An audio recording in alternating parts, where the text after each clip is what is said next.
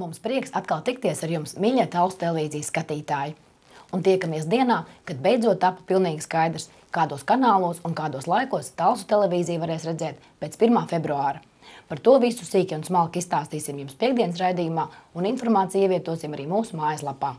Bet šovakar ziņās vēl šajā kanālā un šajā laikā stāstīsim jums par šādiem notikumiem. Ziemeļkurzemes reģionālajā slimnīcā Talsos jaunas iekārtas.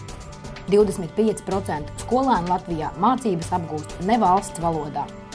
Talsos ir iespēja neklātienē pabūt Čehijā. Un pie mums viesojas nākamie televīzijas darbinieki. Slimnīcā vecā rentgena vietā tagad jauns, un jau no nākamās nedēļas tiks atjaunot arī pacientu pieņemšana. Viņš savādāk tā pulci ir, bet Varšā viss tas. Apvienojoties Ventspils un Talsu slimnīcai, katra puse saņēma Eiropas Savienības finansējumu slimnīcas vajadzībām. Par to saiz līzings par datortomogrāfu un iegādāts jauns ultrasonogrāfijas un rentgena aparāts. Kāda uzlabojuma ir šim aparātam salīdzinoši ar iepriekšējo? Ir gan. Pirmām kārtām viņš ir mobils, viņu var pārvietāt augstāk uz zemāku, un tas ir, jāsaka, smagi slimiem cilvēkiem un veciem cilvēkiem, kuriem grūti ir kāpt augšu leju. Es jums parādīšu. Tā viņš darbojas tā aparātā, galds tā darbojas. Un te viņš iet augstāk, zemāk, un tagad zemāk. Tas zemes, es domāju, pietiekuši, lai cilvēks varētu apsēsties un apgūties uz galvu. Kad ved no ātrās palīdzības, viņi ved ar savām nestuvēm, ar ratiņiem, un tie vienmēr bija stipri zemāk. Mums bija ļoti daudz jāceļ, apmēram pusmetrs bija jāceļ uz rokām, jebkurš slimnieks, vai mazs, vai liels, vai kāds. Bet, tas ir lielākais pluss manā skatījumā. Iepriekšējais rentgena aparāts pirms 12 gadiem slimnīcā bija nonācis pateicoties sadraudzībai ar Šveici. Tas bija kā daļais dāvinājums. Rentgena iekārta, viņa jau funkcionē vienādi. Tikai ir nolietojums. Vecajam aparātam bija nolietojuma noilgums, līdz ar to vajadzīgs ir līdzekļi piešķirt un tiek piešķirts jauns aparāts, kas pašlaik ir uzlikts un tiks eksploatēts atkal jauns. Un kad rentgens sāks darboties? Domājam šās nedēļas laikā, jo nevar uzreiz strādāt pilnā apmērā. Viņš ir jāpiestrādā. Līdz ar to mēs no sākuma tagad ņemsim uzņemšanas nodaļu, jo tā ir neatliekamā palīdzība, un otrkārt mēs ņemsim no nodaļām. Un tad pakāpeniski atkal arī no ģimenes ārsta nosūtījuma ņemsim pacientus, bet tas nav vienas dienas jautājums. No 27. decembra slimnīcā pieejama arī jauna ultrasonogrāfijas iekārta, kas dod iespēju daudz precīzāk veikt izmeklējumus un apkalpot lielāku skaitu pacientu. Var veikt vairogdziedzera izmeklējumus, iekšējo orgānu izmeklējumus, var sirds ehokardiogrāfijas izmeklējumus, attiecīgi arī maziem bērniņiem skatās galviņas izmeklējumus veids. Tātad, tādas dažādas izmeklējumus mēs varam veikt. Šeit arī ginekologi var izmeklējumus veikt ultrasonogrāfā. Tie ir tie izmeklējumi, ko pie mums var saņemt. Ultrasonogrāfs jau ir pieejams, bet jaunā rentgena iekārta šonedēļ vēl darbojas testa režīmā un jau jaunās nedēļas sākumā sāk strādāt ar lielāku apjomu. Rentgena izmeklējumiem cilvēki var tikt ar ģimenes ārsta nosūtījumiem, tad ar speciālistu nosūtījumiem, kā arī, protams, griežoties pie mums traumpunktā vai uzņemšanas nodaļā, ja ir šīs traumas vai kāda akūta gadījuma. Daudziem joprojām nav skaidrs, kādus pakalpojumus var saņemt Ziemeļkurzemes reģionālajā slimnīcā. Tādēļ nesen sākusi strādāt slimnīcas mājaslapa, kurā var iepazīties ar piedāvātajiem pakalpojumiem tepat Talsos un Ventspilī.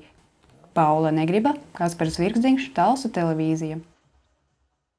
Tiek vākti paraksti par to, lai visās valsts un pašvaldību skolās mācības notiktu tikai valsts valodā.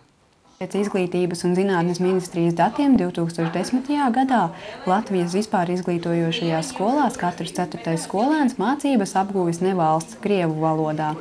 Patreiz likums paredz, ka valsts nodrošina bezmaksas pamatskolas un vidusskolas izglītību, kā arī to, ka pamatizglītība ir obligāta. Tomēr tagad piedāvātie priekšlikumi paredz mainīt 112. pāntu, kas nozīmē, ka sākot ar 2012. gada 1. septembri visās valsts un pašvaldības izglītības iestādēs ar 1. klasi mācības notiks valsts, tātad tikai latviešu valodā. Tā cenšoties saglabāt un stiprināt latviešu valodas lietojumu Latvijā. Lai Satversmē tiktu veiktas iepriekš minētās izmaiņas, līdz šā gada 31. janvārim jāsavāc 10 000 pārakstus. Parakstīties var visās Talsu novada bāriņtiesās un Talsu pilsētā pie notāra.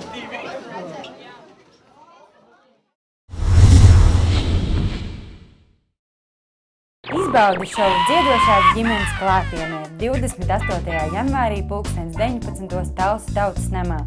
Latvieši taču ir dziedātāja tauta. Labas, labas niedziņam, netrūks ziemā draugu tam. Nāc arī tu un kopā veidosim ideālo talsnieku Talsu novada muzeja parkā 2. februārī. Lai piedalītos, tev jāpiesakās līdz 31. janvārim Talsu tautas namā. Latviešus un čehus vieno ne tikai māksla un smaga vēsture. Kur mēs to noskaidrojām? Skatieties mūsu nākamajā sižetā. Sadarbība ar Talsiem ir jau 11. gadu pēc kārtas, atzīst izstādes atklājējs, un šoreiz talsinieku acīm tā ir apskatām pat agrāk nekā galvaspilsētas iedzīvotājiem. Mēs arī ceram, ka šī izstāde rādīs cilvēkiem tādu ceļu uz Čehiju, un ne tikai uz galvaspilsētu Prāgu, bet arī uz reģionālām pilsētām, kuras ir nemaz interesantas. Tā kā, protams, Latvijā nav tikai Rīga, bet arī citās mazās pilsētās, kuras ir ļoti skaistas un interesantas. Mihāls Korecki rēķina, ka Latvijā aizvadīti 10 gadi. Tāpēc pa šo laiku apgūta ne tikai teicama latviešu valodas prasme, bet arī iepazīta vietējo mentalitāti. Viņš atklāja, ka nav otras valsts pasaulē, kurā Jaroslava Hašeka slavenais varonis Šveiks būtu tik populārs kā šeit Latvijā. Šveiks tomēr ir kāda no Čehu rakstura. Un ja šeit arī ir tiks populārs, tad es domāju, ka latvieši arī atrada sevi tajā romāna attēlā, un tad tas arī nozīmē, ka mums ir kaut kas kopīgs. Ja jau esam tikuši līdz Šveikam, tad jau mums jāpiemina arī alus. Latvieši uzskata, ka viņu alus ir vislabākais, un Čehi droši vien uzskata, ka viņi. Kā tad tur ir? Latvijas alus ir otrais labākais alus pasaulē. Izstādes atklājējs stāsta, ka čehus un latviešus vieno daudz kā kopīga. Sākot ar skaisto un daudzveidīgo arhitektūru, tāpat atzīstam ir arī abu valstu kaislība uz hokeja spēli. Kad spēlē Čehijā, tad, protams, es atbalstu mūsu komandu, bet kad spēlē kādā čempionātā Latvijā, tad es esmu par Latviju. Mūsu tradīcija ir daudz lielākā, un tad arī tā izvēle no visiem tiem spēlētājiem ir daudz plašāka, tad tomēr mūsu komanda ir stiprāka. Bet jūs redzējat čempionātā Rīgā 1-1, tas bija liels notikums. Izstāde visiem interesantiem būs apskatāma līdz pat 18. februārim, un Korecki kungs atvadoties sola, ka šī noteikti nebūs pēdējā, kur ir atceļojusi uz Talsiem. Dace Mieriņa, Kaspars Zvirgzdiņš, Talsu televīzija.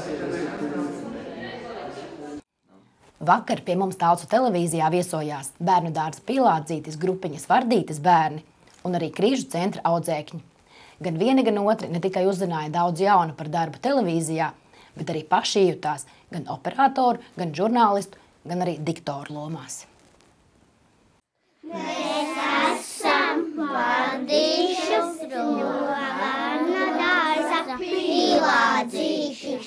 Kvā, kvā! Jūs skatāties Talsu televīziju.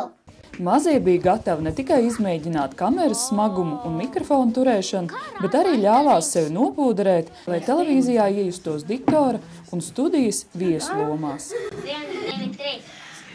Labdien, mani sauc Filips, jūs skatāties Talsu televīziju. Pie manis ir ieradušies 2 viesi. Kā tevi sauc? Kristīne. Un kā tevi? Rauls.